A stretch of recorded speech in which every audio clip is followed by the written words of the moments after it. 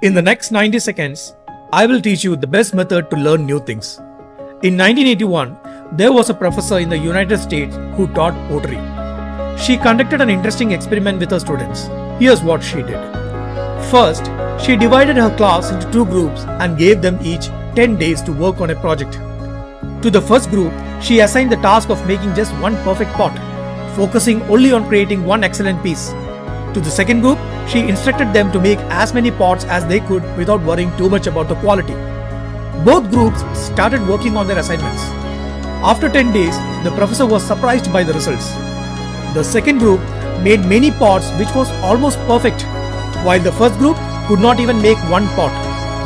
People wondered how this happened. The first group got stuck trying to make one perfect pot, and they spent all their time trying to achieve perfection. The second group, on the other hand, started by making some bad pots, but they didn't give up. Instead, they learned from their mistakes and tried again and again till they made perfect pots. The second group perfected their skill by doing, while the first group was stuck at the thinking stage. Fortune IAS Junior believes that learning by doing is the best approach to learning.